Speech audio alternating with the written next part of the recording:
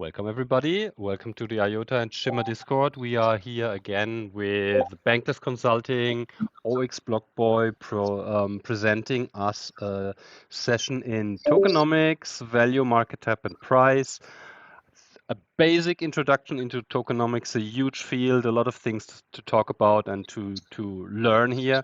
Really looking forward to this. And yeah, Blockboy, let's go. Awesome. Thank you for the introduction. What's up, everyone? Been kind of in the blockchain space for about two years now, kind of hanging around Bankless and Bankless Consulting for the last 7 to 9 months, hanging around kind of their treasury guild, their tokenomics department, and kind of just, hanging around, doing research, working on projects, helping out where I can. Bankless Consulting, doing education sessions like these, also working on some more strategy projects. So yeah, excited to talk to all you guys. And you put it perfectly. It'll be just kind of an intro. It's such a big, such a wide topic. So I'm gonna try to just hit as many as I can. I do have a decent amount of content, so I'll make sure that I can touch as much of it as I can, and hopefully leave some time for discussion at the end. But please feel free to just hop in and interrupt me at any time. Want to make sure that everyone's engaged and wants to ask questions and stuff. So here are the overview of the session. So yeah, I came back. For those who were at October 6th, I was doing the yield farming. Now I'm back for the tokenomics. Next week we have a know before you own, red and green flags before aping into a new project. Sweet. I tried this last time and it wasn't very successful, but I want to try it really quickly again. What is one thing that you would like to learn before leaving today? Maybe just take like 2 or 3 minutes or a minute. Does anyone have anything that they want to learn today? And I could try to hopefully string it into the conversation. If it's not already mentioned in the slides, or if it is, then I can just make sure to emphasize it. Hey, come on, everybody. Gotta be simple. Everybody's okay. Just excited to figure out what's going on. Fine, we'll just have it. All good. Yeah. And to give a quick general overview, just the purpose of all this. The purpose of this slide, I just want to start off with that, is just to give a general overview and direction for further explanation on the principles of tokenomics. Just want that to just be out there. It's not necessarily to design everything from scratch or to be able to ape into a new project without further explanation, but more of just a general overview and direction so that you can take those steps to go deeper down that rabbit hole. So here's kind of the general outline of what we'll be looking at. So we'll go from an intro to tokenomics. We'll touch on supply and demand. We'll go into some general frameworks. We'll talk about the tools of the trade. We'll do a quick buyer beware, and then we'll kind of have a discussion about the current problems that are in the space at the end. So I'll start with a little intro to tokenomics. I'll be a little quicker in this first section because I'm hoping that everyone kind of has a baseline understanding. But what is a token? A JPEG, a dog coin. Basically, a token is anything serving as a visual or tangible representation of a fact, quality, feeling, or some form of value. A token is a bundle of property rights. It's a way of capturing value. So having a token, gives you the rights to do certain things. Some examples of some tokens, could be like a coupon, like a dollar bill, or like high school diploma. Those are all tokens that represent different things and allot you a different set of property rights. Some general attributes of token. I believe I might have showed this slide last time when I talked, but you kind of have attributes. So you can have a fungible, non-fungible. You can have a unit. It could be an intrinsic or referential, and so on and so forth. And then with behaviors, you can have something like transferable. It can allow you to vote. It can be mintable or burnable or stakeable. And these is just kind of a general, something to keep in the back of your head as we're going through these other concepts. Is just there's a lot of things you can do with a token. It's kind of the sky's the limit. Now, we have these tokens in real life. Why decentralize them? What's the point of that? It allows us to leverage economic coordination games in a cryptographically secured peer-to-peer network. So basically what that means, or what that allows us to do, is we can create immutable incentives with capital to align various actors on an objective. So immutable incentives, is kind of like our smart contracts issuing tokens with predictable logic. The capital, in this case, would be the token. The actors would be, our investors, our contributors, or everyone who's basically involved in the system. And then the objective is basically what you're trying to optimize for. What's your mission? Like, what are your values? And before going forward, just to make sure we have a little more consensus on this. Does anyone else have an example of a system that uses kind of a similar incentive, or a system that uses incentives in general?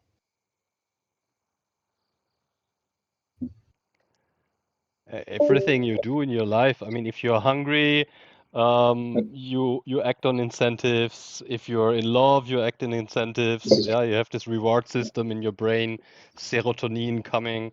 Yeah. Yeah, that's true. I was going for more of an explicit answer. I was thinking the one that I wrote down before was stock options. Is a good one, which maybe is maybe not as fun and a little more corporate of me, but it's you have this incentive layer. The capital is the stock options. Various actors, you're going to have people who are employees, you're going to have investors, and so on and so forth. And then you kind of have that objective, which is to return value back to the shareholder. That's what I was going for, but I'm sure there's a lot of incentives in all those other things too. So this all sounds good and great, right? But then what can go wrong? A lot can go wrong. We're deploying these decentralized systems that can run without a centralized entity, which is exciting, but also very scary, because once it's deployed, it's out there. So something we need to watch out for is externalities. Externalities is an action taken by one person that can benefit or harm others. So, they can be good or bad, but it's basically something that is kind of unpredicted. And kind of one example of this is this kind of thought experiment, Nick Bostrom's paperclip maximizer. And basically what he kind of says is, if we were to build this paperclip, artificial intelligence system where it has the single objective to make more paperclips, then eventually it would take over the world, because it doesn't care about humans. All it cares about is making more paperclips. So it'll do whatever it needs to do at the end of the day to make more paperclips.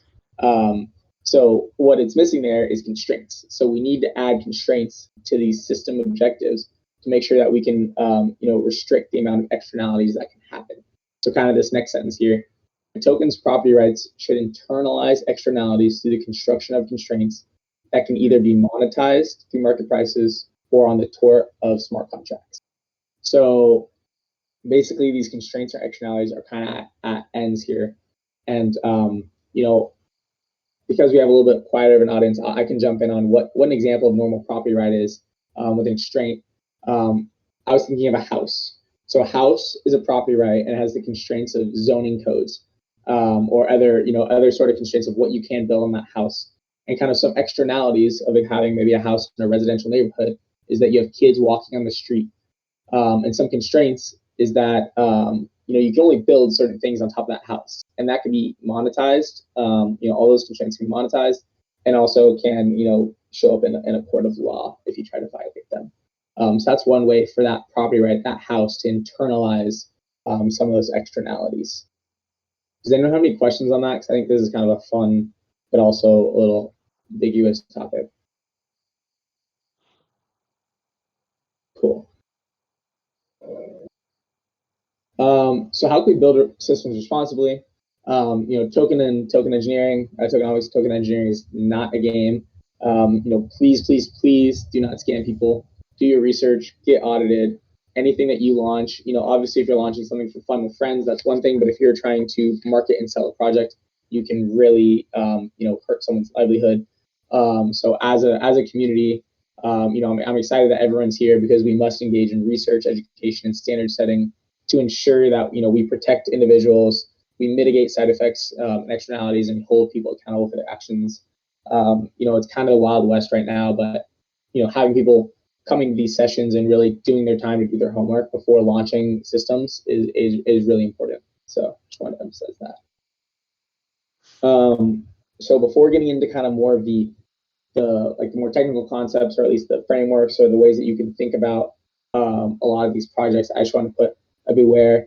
The map is not a territory. And this is kind of just a mental model, just to say, while a lot of these concepts and models, are important to understand and are valuable as a reference, in practice, they're not always real facts in implementation. So just you should always be cautious and do more than you need to make sure you understand what you're releasing. So starting out with just kind of a general supply and demand, the 4 questions that you should ask when you're in supply and demand is, where is it right now? Where will it be? When will it get there? And how will it get there? So starting out with that first one is, where is it right now? Basically, this can be seen through 3 metrics. What is the total supply? So that's the amount of tokens in existence. What is the circulating supply? The amount of tokens circulating in the market and are tradable. So that would be taking out that total supply that you previously had, but taking out all the tokens that are locked in smart contracts and not actually tradable. And then what is the token market cap? And the token market cap is going to be the current valuation of the economy using that total supply, the circulating supply, and multiplying it times the token price. Yes. And to further that, you want to look at where will it be. So while that is a valuation of the circulating amount of tokens right now and the market cap of the project right now, looking at where it will be, you can look at what is the potential maximum supply of tokens that are encoded to exist in the lifetime of that economy, that token economy. And sometimes this might not be encoded. Like something like Ethereum, we don't necessarily know what the max supply will be. But some projects will have that encoded max supply. And also you can kind of put a theoretical max supply for the sake of modeling. So you could say, oh, well, what will happen in maybe 3 years with this predicted amount of inflation? But basically what you would do is you'd take that theoretical max supply, and if you were to multiply it by that token price, then you'd get the fully diluted valuation. So what's the market capitalization of that token economy if all the tokens were issued? So that's where the economy is going. And then kind of just understanding this relative position is first, when we were talking about that market cap, to kind of hit the hammer on the nail, you're taking the token price and you're multiplying by the circulating supply to get the current valuation of the token economy, the market cap.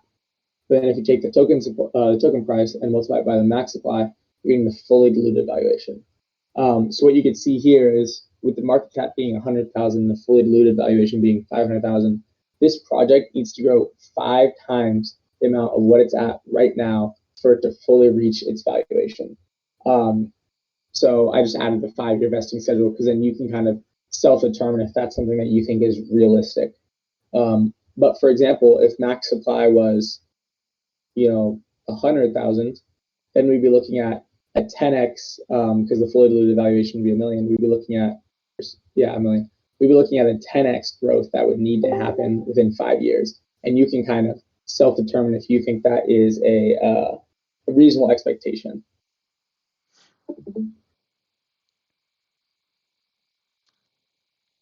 So now that we kind of have an understanding of what the project is worth and kind of where it is and where they're looking to go, now you can kind of look at when will it get there. And some of the 3 key things that you can look at is what is the monetary policy? Is it inflationary or deflationary? Are they adding more tokens? Inflationary would be adding more tokens to the economy constantly, while deflationary would be kind of taking them away and decreasing the value of the tokens that are up there. And just something to kind of a rant to go on real quick is that inflation, while it kind of has a negative, inflation is a really good way to acquire capital for growth for the token. So basically what that means is by issuing out more tokens, you're able to incentivize more people to join the system and bring more productive capital into the system. So it's very productive, very productive method if used properly. This concept of burning, this is something like Cult DAO has a very big culture of burning. Basically what burning does is it permanently removes tokens from the supply, and it concentrates the value of the tokens to the people that are holding them. And the beware that I would caution with this is that it increases the token price without the token holders actually needing to increase their investment for most of the time. So when you have burning at any part of the system that isn't related to the token holder, you are increasing their value, but without actually them being more productive. And then here we have buybacks. It's kind of the last one. This is just when the controller of the token economy wants to buy back its native tokens from the economy. There's just like buybacks on normal stock market. Buybacks is probably your most solid way of improving your kind of like your valuation ratios, because you're just increasing the value of the token while also yourself. And quickly, just how will it get there? The four ways of how tokens kind of tend to get into a token economy is through airdrops, through issuance, staking, and unlock investing. Kind of I try to categorize these in kind of like when you would do them and kind of what value it would bring. So, for example, an airdrop, you would be sending tokens to a list of wallets at a single point in time based on kind of a calculated amount of value that was contributed. Issuance, this would be distributed as incentives to keep the system productive. It would be continuous for reliable short-term value. Staking is a method for getting users to kind of commit themselves to the economy, which would require users to give continuous commitment to incentivize long-term value creation. And then unlock schedules or vesting. It's given to private actors who continuously show their commitment for long-term valuation. But the thing that I would caution is that there needs to be, and the task that I would put up there is there needs to be new ways of doing vesting schedules, because right now they're all tied onto, there'll be linear vesting schedules or something where they will have this time period where they're releasing tokens every month without them actually being based on milestones of the project. So that's a shift that I think we'll start to see. But yeah, it's just something out there. So now just to kind of touch on demand, what drives demand? So the two ways that you can see demand is kind of the financial and the economic incentives versus the social, cultural, and then where those come together is with governance. And I know that there's a lot of discussion about whether governance tokens have value, and so on and so forth. And I would argue that they do, and that is what the value actually stems from, is from governance. So kind of looking at the financial economic, the two buckets you can kind of put it in is it more speculative or is it more utility based? So, is the token able to capture and redistribute cash flows, or do you believe it will? Do you believe that the token will appreciate in value versus the more utility grounded, financial economic parts of it is there an efficient way to represent underlying asset? Is there incentives that come from the asset? What can you actually do with it in a financial economy? Versus the more social cultural, from a speculative perspective, is does it allow you to access IP that you think could be valuable? Can you use the token to socially signal your place in the community? And does it allow you to prove your activism? This is different than more the utility focus, where it's are you allowed to join in like an active network that you can leverage? Is there in-person events or digital events that kind of bring you real value? And then is there ability to redeem other digital or physical assets? And kind of the culmination of both of these is governance. There's this kind of idea is anything can be forked. So why is there any value in having majority of the smart contracts or protocols or projects that we have? And one could argue that whoever has control over the pool of resources has the potential to direct some of those revenues to their own benefit. Basically, what this means is in these new network economies, these like smart contracts and protocols and whatever, it alludes to a new form of capital called network capital, where basically we have these decentralized networks with a defined set of economic and social rules, but token holders have the power to change them. I think this is relatively straightforward, but I would love to have a discussion about it if people would like to. But the real question that you should ask before going into a project is, what are the values and the objectives of the system that you want to govern? Does anyone have any questions or want to have a discussion on this? Because I think this is something I think is important, and maybe this slide doesn't do it justice.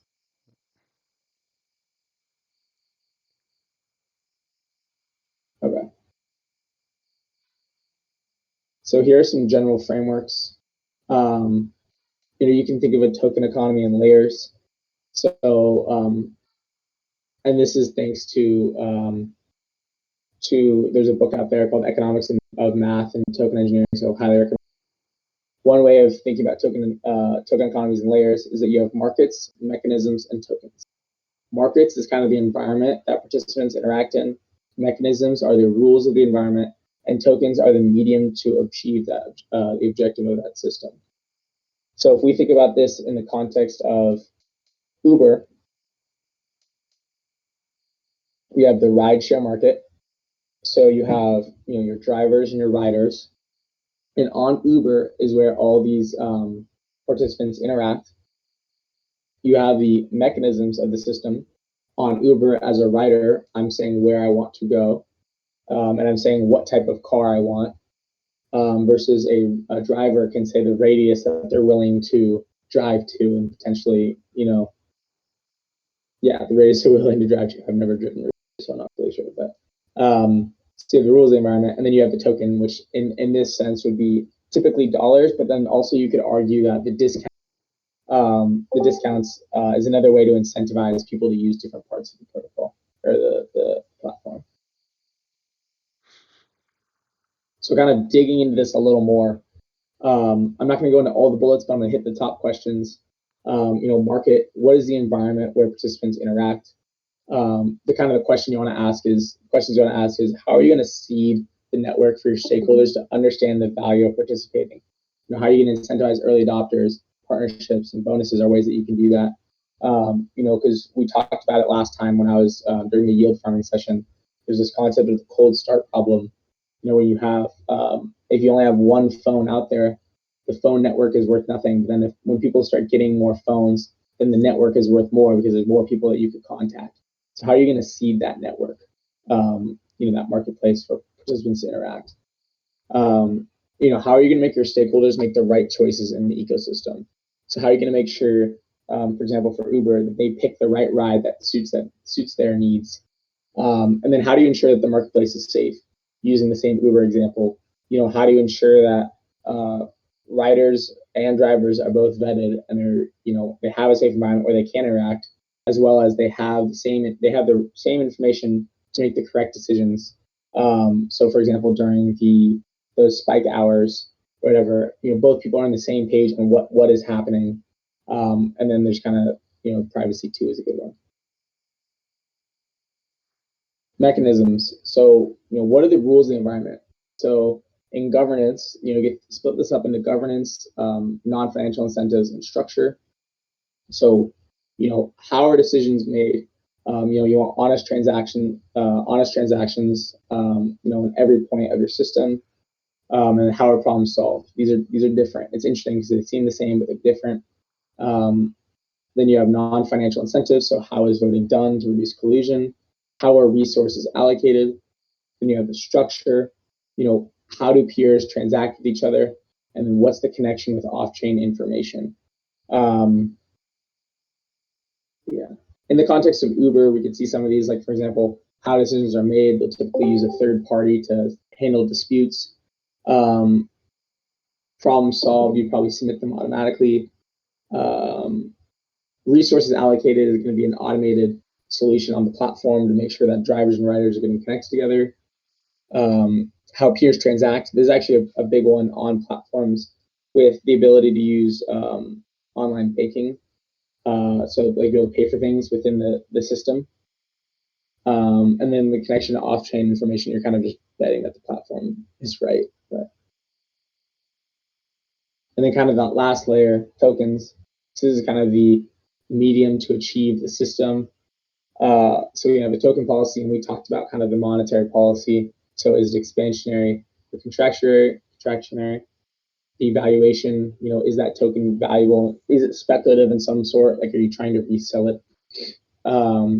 Is there financial incentives with either platform activities, so like rewards, or just a general return on investment? And then architecture, what are the property rights? And we talked about these property rights. That's a big one. What's the distribution structure? So who's actually holding the token? And then, algorithm math code, how's the token actually built? Kind of a philosophical rabbit hole, or kind of a thought experiment that a lot of people talked about a couple of months ago, and it is every once in a while brought back up, is should token economies be companies or countries, or at least like what's the proper framework for thinking about them? Kind of the case for companies is, on the left, we can see this feedback loop for how a company operates. And then on the right, we can see kind of how it's broken down by a various amount of categories.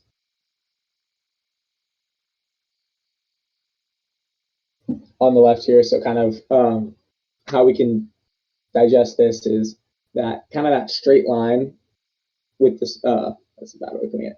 Basically, we have kind of the operating model of the company. So you have the company, making money and then putting it back in. So it's making revenue and then it's putting that revenue back in the system. But kind of the external way that you can generate capital is through issuing stock. So issuing stock is kind of your main way of growing the business when you need. And stock is good, but stock goes to shareholders who might not be value aligned with the whole company, or at least like everyone has different incentives, and stock isn't always the best way to align them. Versus a nation state, the way that a nation state collects revenue is through taxes, and then that revenue is put back into the government for budget and so on and so forth. And that's kind of the way that you grow your currency's valuation is through having good fiscal policy, good taxable income that you can put back into the economy. But you have the lever that they have in order to raise more money is using fiat dollars, is printing more money, which is at the cost of your dollar holders. So every time you're printing more money, you're inflating away the dollar holder, the dollars that people are actually holding. Versus this new kind of concept of network states, or at least like token economies, where you kind of have a combination of both, where you have token holders who have voting rights like the shareholders. Then you also have the ability to easily issue capital like the government example. And the token holders are ones that are participating in the economy and are governing it. That's kind of the main point. You're able to participate and govern. And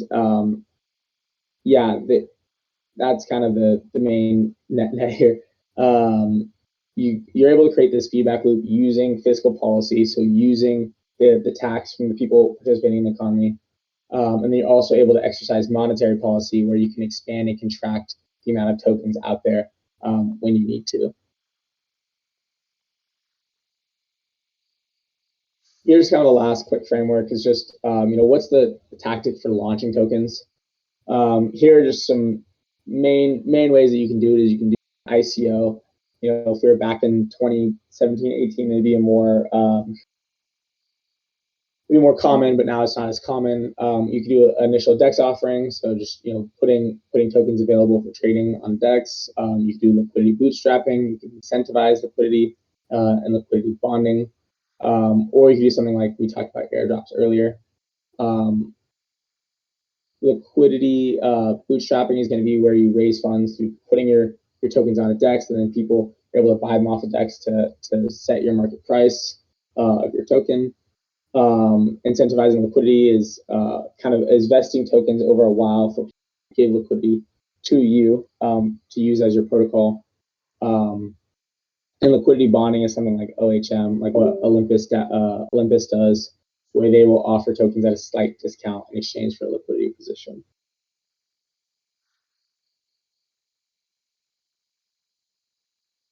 Finally, getting into some of the tools of the trade. Try to split these into three, somewhat tangible or actionable buckets. So we have modeling incentives, we have discovering opportunities, and then we have diagrams that you should know. When it comes to modeling incentives, we can kind of see this spectrum where we can see kind of more the simple, standard, cut and dry tools versus the more complex and customizable options. So starting out with, a spreadsheet. Spreadsheet is extremely flexible, and you can see here we have a vesting schedule. So we have a token supply where we can see, or not just a vesting schedule, but just a general inflation, distribution. schedule, and on the side there's an ownership, how the ownership was done. And this can all be done on a spreadsheet fairly simply if you are, if you know how to organize it and then are relatively nifty with the formulas.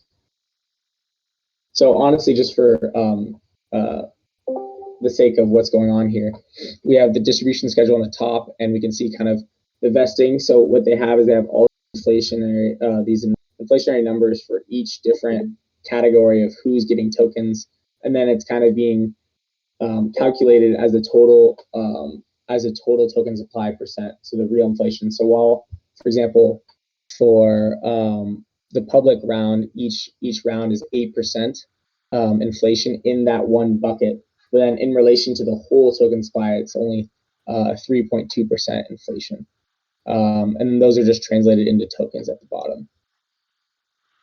So, and then kind of a more complex tool and customized tool, or at least gives you more ability to run more simulations, and it's really good for think about where value is moving in your economy is machinations.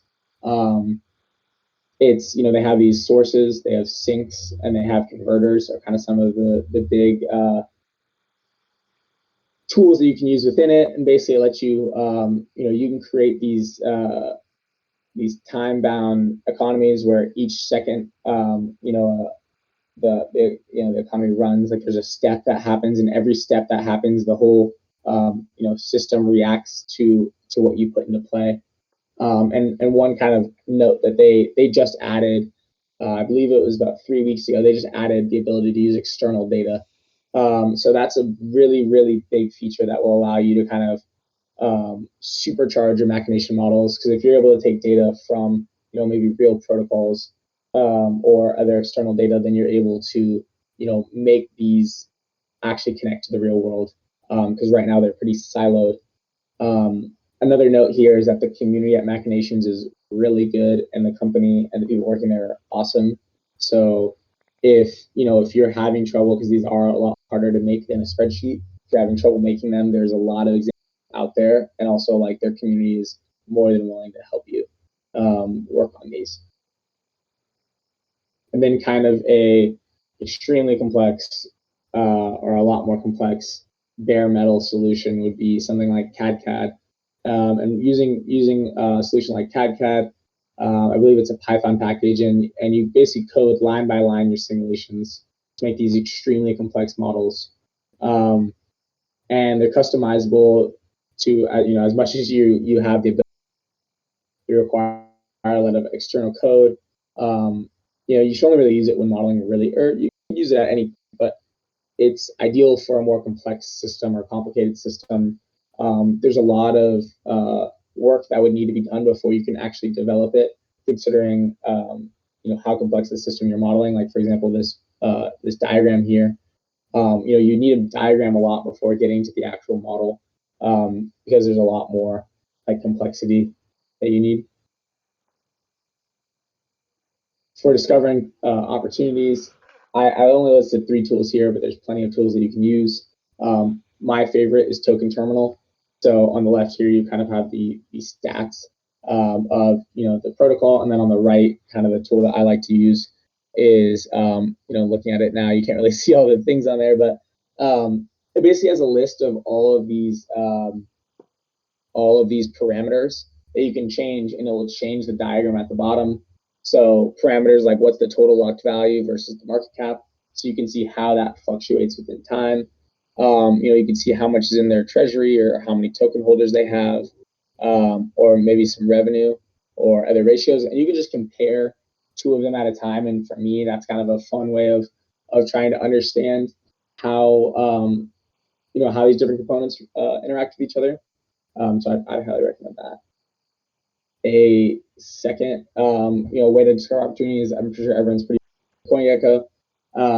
They have all the stats out there. Then also they do have a new tokenomics tab that they came out, I think, about 4 months ago, maybe. They have a tokenomics tab, and they one by one have been going through different projects and adding their tokenomics. But they're pretty high level. I wouldn't say it's by no means as complex as something like Token Terminal. It's pretty much just what's the, it's cut and dry with what's the distribution when they launch. It's all about the launch stats, at least right now. To be like, what's their distribution, what's their vesting schedule, and I think they'll have like a couple notes on what their incentives are. It looks like they basically would just take their white paper and list it. So if you're on CoinGecko already, it's, there'll be some stuff there. And then we talked about it last time at the yield farming session, but I'll talk about Dune Analytics again, because I love Dune Analytics. But basically, Dune Analytics is kind of a more of a community-run research, I guess you could say. So, for example, here, like some user, made these graphs and made a, you can kind of, if you're looking to deep dive into a protocol, you can typically look up their name and you'll find all these different ways that their tokens are being represented. Also, if you're like somewhat savvy in diagramming, you can go in and make your own make your own dashboards too, using the data that they have. To kind of go a little deeper into what you think is valuable when trying to value like a token economy.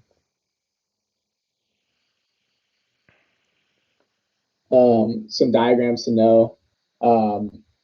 I'm sure if you're in this space, you've probably seen these around. So I'll just quickly, you have a token vesting schedule. So basically, like Uniswap here has a 4-year schedule where over time they slowly are letting insiders be able to kind of reap the benefits of being part of the protocol. You have a token allocation, so kind of what is the actual split up of the pie when you first launch. So these are going to change. So for example, if an investor decides to sell their tokens, then those tokens that they sell could be going to the community members. So while they kind of spell out in their launch where the trajectory of a lot of these buckets are, it doesn't necessarily say that all the tokens are going to stay there. Going backwards. Token flow. I would highly recommend Tokenomics DAO if you think this diagram is interesting. Basically, this is kind of just a way to represent, where is the value flowing in the ecosystem, or where the token is flowing, and how does it relate to all the pieces. So they do a really good job bringing kind of people, protocols, and actions or smart contracts into one diagram to be able to understand what's actually happening without needing to string together a bunch of different diagrams. So here is just one single pane of glass to understand where kind of the inflows and outflows are of value in a system. Now to get into some buyer bewares, starting out with kind of risks. You're always going to have some sort of market or systematic risk. Or you're always going to have systematic risks, and kind of those can be bucketed in the market or political risks. So, I want to speak to political risks is, especially right now, everyone's kind of getting scrutiny. Like Yuga Labs, I believe last week just got served, or at least is being investigated by the SEC to see whether their NFTs should be a security or not. So securities versus commodities versus whatever is a pretty big conversation. OFAC versus Tornado Cash. Where should protocols be regulated, or should it be at the client layer? All these questions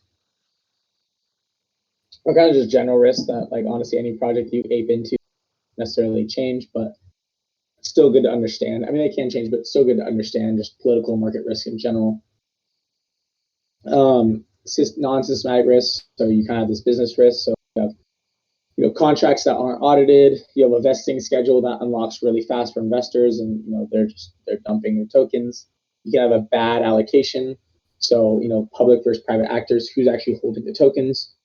And then you could also have something that's important you should understand is how, if there is a supply that is unlimited, or at least is not fixed, who is in control, who has the authority, what are their incentives to release the supply, because they do have the ability to inflate you out.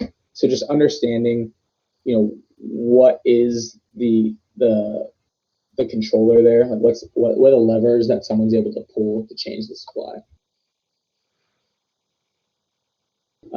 Some kind of just red flags. I know that's part of the next session, but I'm stealing content.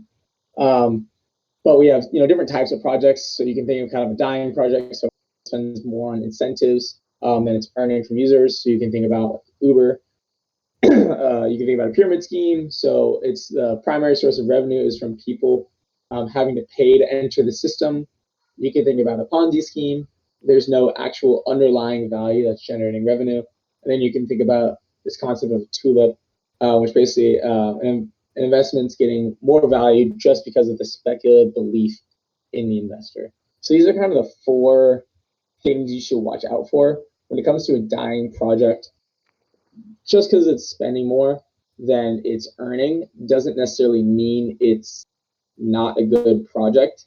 It just means that you should look further into understanding, is there the ability to eventually be profitable, or at least be generating revenue that is somewhat sustainable.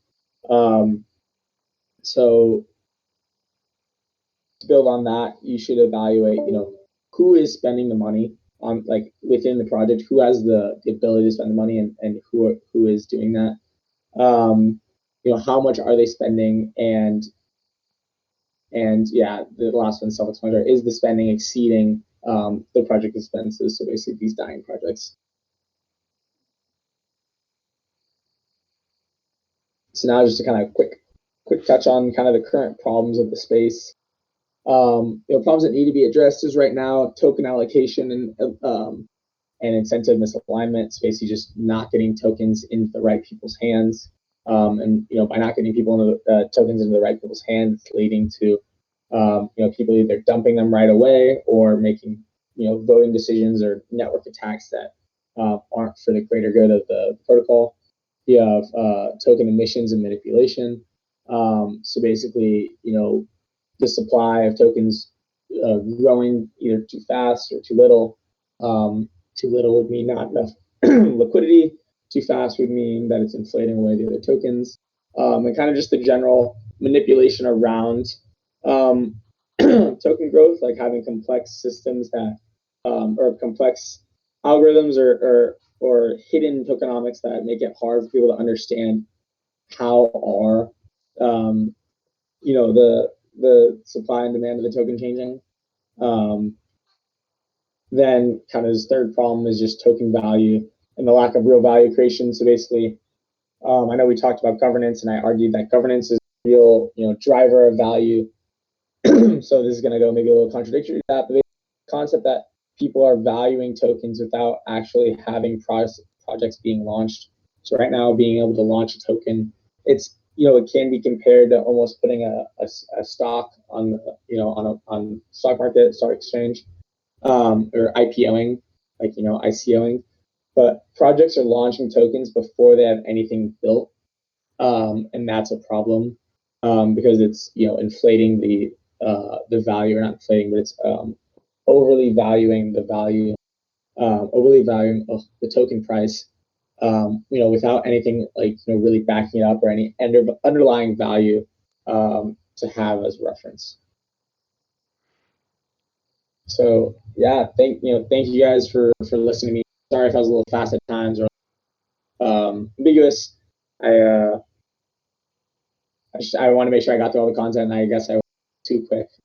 So would love to hear anyone's comments or feedbacks, or if you want to go back into the presentation and talk about something else, I would love to take a step back and go back in, or thank you guys. Amazing. Thanks to you. I have a question to something that you brought up at the beginning about vesting schedules. You mentioned basically that you think it's time to think about different ways of vesting. So you have these linear things, but you said there might be some. So are there already projects that approach this different and do something like you said, like a milestone? based, or if there's a milestone reached, then a certain amount of tokens will be released because then there has a certain amount of progress reached. Do we have already some examples for this? Yeah, I do not have an example. The last conference I was at, I was talking to someone about this concept, and they said that there was a project out there, but I can't recall. But I guess the approach that I would take to secure a system like that or to design a system like that would be some sort of token vote or at least like an oracle, like to verify whether that milestone was hit, and kind of just to hit the hammer on the nail there, or yeah, sorry, to overly try to prove this point. I think it's having the time lock vesting. I've talked to people who are on these vesting schedules, and they act like they're just waiting for the time to go away. And it's kind of like with the stock options too. Like when you're in a company, not like you're always just waiting for the time to go down, but that's a pretty big thing that's looming on top of you. So I talked to someone at hopefully I doubt he's in this call, but I talked to someone at 1inch, and he talked about people just leaving the second that they would get their tokens, and how they had this huge problem where everyone would just start leaving, or everyone was leaving, and that they're at a point where they need to source new people it's hard to source new people because now all of their private tokens that they allocated for their core team is all gone, and then everyone already left. So I think milestones for one is a point that I'd like to hammer in there, and then also I think there's a misconception that the core team should be getting all of those. Well, I mean, I don't know. I guess the point I'd put out there is milestones, and then also have the community be involved in that decision and how much is being invested and stuff like that.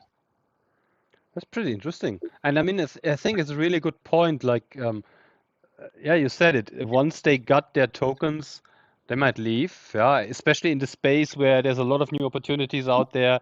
And if you put a team in a 6-month, 12-month vesting schedule or something, and then probably they have already new opportunities sketched out. They maybe have been just part of the building thing, and yeah, it's a bad thing if people lose talent because of this, or basically the other hand is also people just stay to until they get their tokens allocated. But this milestone-based thing is sounds pretty interesting, especially if you say there might be a way of having like a community inclusion in such decisions. This, of course, can be a bit of a risky thing for a team, but it's interesting. I think it's something I would hope to see a project testing out some stuff like that. Yeah, yeah. It also, you can kind of think of it like a bonus too. Maybe is maybe another framework of thinking about it. 'Cause, like you'll have bonuses at a company that are tied to performance. Yeah. So that's kind of maybe a framework thinking about it. Oh yeah, that's actually also I think that's a good way to understand it. So you could basically have a usual vesting schedule that is kind of linear or whatever, but you could create kind of an incentive around this. Reaching a certain milestone will unlock a certain amount of tokens, either for only the team or for other network participants, and basically create this. It's a kind of a reward system then that ensures that you're really making progress in your system. Mm-hmm. And also, I think there's something to be said about that, like that concept of just kind of re-incentivizing people. Like when that token vesting schedule is up, is like, what are you going to say to your developer to keep them on? Because now that all of your private tokens are gone, if you're not generating revenue, you don't really have that many levers to pull, or at least you're losing leverage. So I think there's I don't know if you're a project that is not making your token very strategically. And honestly, one thing that I would definitely argue for is at one point I was very strong on fixed supplies. I thought fixed supplies were how you should do it, but I'm not really as sold anymore. I think that, and it's for the same reason that I mentioned earlier. I think when you have a variable supply, obviously you're able to use inflation to capitalize on the system. So you can incentivize more people to come in and to grow it.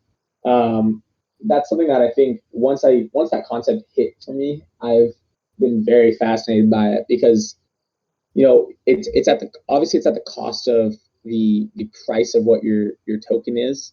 And this is to speak towards kind of that concept of kind of the nation state versus the company too. Obviously, inflating away your token is not a good thing, but it's a lever that you can pull to get more people to come into the system. So yeah, it's pretty interesting. And then another kind of topic that built on that was also when I mentioned the importance of knowing who controls the supply and how they control it. It's really important too, because the more you give your people, I guess, the ability, or not your people, your token holders, the ability to have a say in that decision, then the more that they are okay with what's happening. For example, like right now, if the Fed decides, or not the Fed, if like right now we don't have a lot of say in our economic future. If you're in the United States, not in like you don't have any say at all, but like we're kind of just riding the wave. But if you knew this, like if you had a say in the decisions that were being made instead of them just being made for you, then that could lead to a different sentiment towards the decision. Yep. Yep.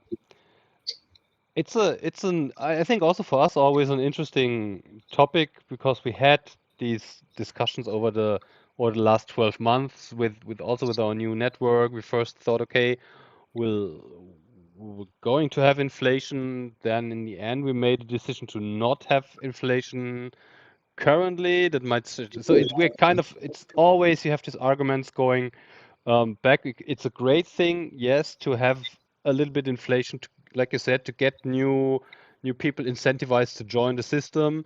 If you're overinflating things, you're diluting value.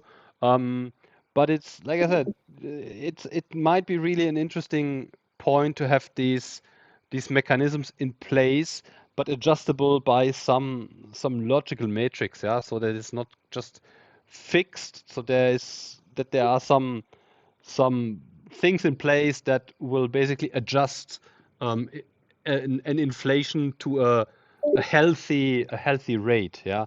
And this is what we thought about. Okay, do you do it by governance? The question is always how clever is in effect the whole system in deciding a new inflation rate? Yeah, is it really something that you can predict and you can control by the whole token economy, or do you want to do it by a core team or something? I think that's a really difficult decision sometimes to make. Yeah. Yeah, Yeah, sorry.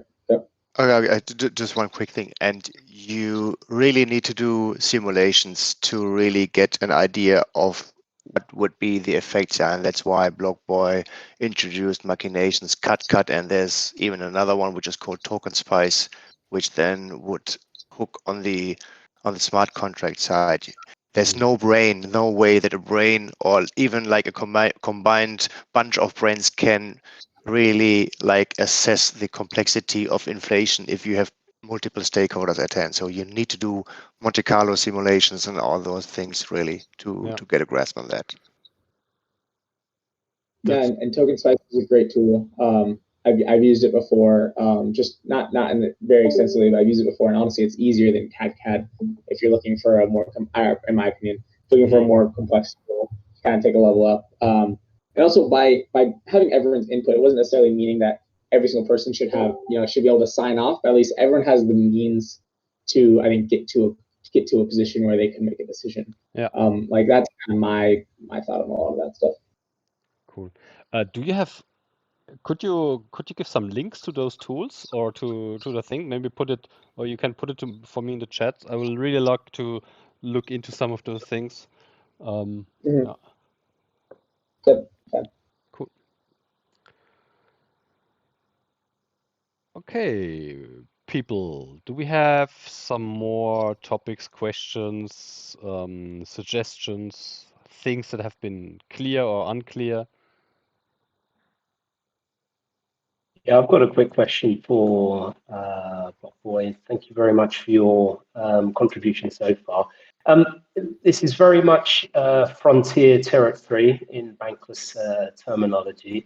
How do we spot good token economics experts when we see them? Because we all need these guys and girls as part of our teams. How do you spot the good ones out there? Yeah, that's a good question. From a credential standpoint, there's one program that just released actually earlier this month called the Token Engineering Academy. So they're starting to get people through it. That's definitely one way that I would say, like, if someone's gone through that, they at least have enough understanding to, like, I would consider them valuable in a community that's making those types of decisions, that's making informed decisions. When it comes from like kind of designing something from scratch, there isn't any other really credentials out there, but I would say more backgrounds you should look for is like in systems design. But yeah, I think, yeah, that's kind of my take. I don't really know beyond that. We actually have in Bankless now, we have a mini initiative to try to kind of work on that problem and figure out, is there a way that we can verify if people have a strong understanding of tokenomics? But we haven't necessarily cracked the code. So I would say my recommendation is looking for people, or at least suggesting people take that. It's called Token Engineering Academy course. I think that's probably your first step towards leveling up in this space. Oh, thank you.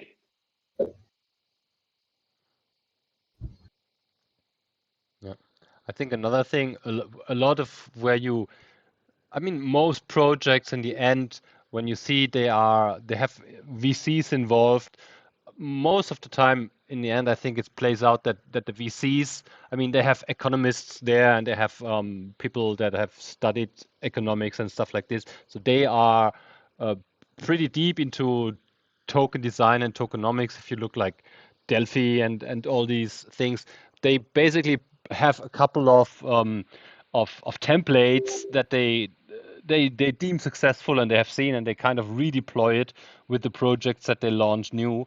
But if you don't go the VC route and you try to do it completely from scratch on your own, yeah, it's either you do it wrong or you do. Simple is also pretty good. Look at IOTA, we have pretty simple tokenomics because there's anyway no smart contracts and really complexity in the system. But once you start going that road, and then I think it can get, like you said, there's tokenomics DAO, and if you look into these flow charts of how value is distributed in systems, where it's coming from, it can get super complex. And I think for a normal person, it's always very, very difficult to really evaluate what is really going on in such a system, even if the information might be out there. But I agree, I think, with Marcus, that a brain is sometimes not capable of doing this without kind of proper simulations and things. Yeah. Yeah, and I would go even so far that, like, how do we select a proper software architect? I would say there are some subdisciplines in software architecture which you could assess during an interview or something. And as Blockboy turned out here or explained here, those are found in the field of tokenomics. It starts with like mechanism design and game theory stuff, then goes over to economical things like inflation, deflation, and all those things. And then you have the technical side. How do we implement this stuff in smart contracts, and what are the mechanisms from the technical perspective? So I would say you have like the three things, and then the fourth would be like the operation. So it's not done when it's out in the wild, because even the best simulator cannot simulate the reality, and so you have to then control and tweak some things, and you have to monitor what's going on with the token system. And so those would be the qualities of a typical staff member would need to be like a pro or something.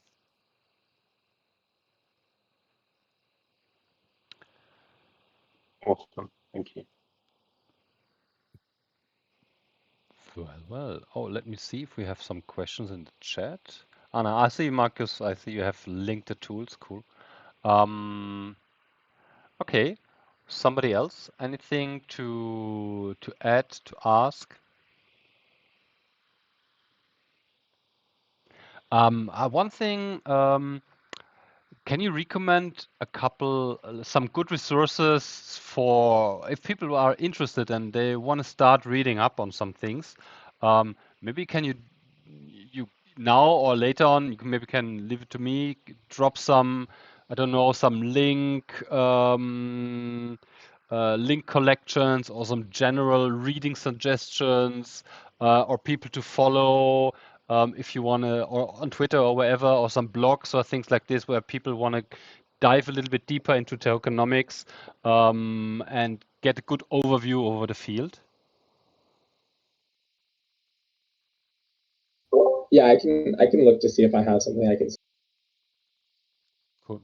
Yeah, if you forward it to me, I will put it then maybe I put it here in the channel, and we can also attach it in the description of the YouTube video and put some useful links there, so people, if they got interested by this session and they want to do a little bit more deeper dive in their free time, would be great to get some recommendations there.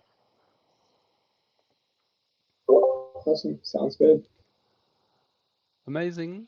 Cool. So let's see. We have anybody else want to add something, want to ask something, or should we release Blockboy and Marcus?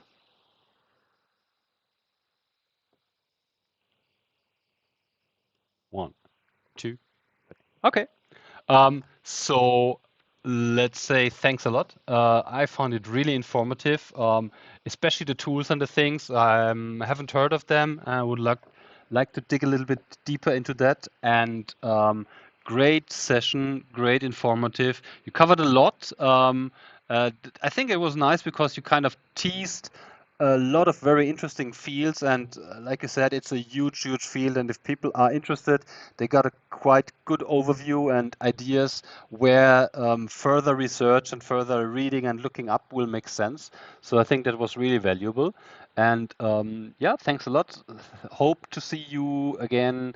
I don't know, next session will be not by Blockboy, but we have our last session next week on Thursday. Finalizing this little DeFi education session with Bankless Consulting, which was, I think, a great addition for our community until now. So thanks a lot, and see you all again next Thursday for the final tune. Okay? See ya. See you all. Bye-bye, everybody. Thank you. Bye. But we stay in, Pfizer.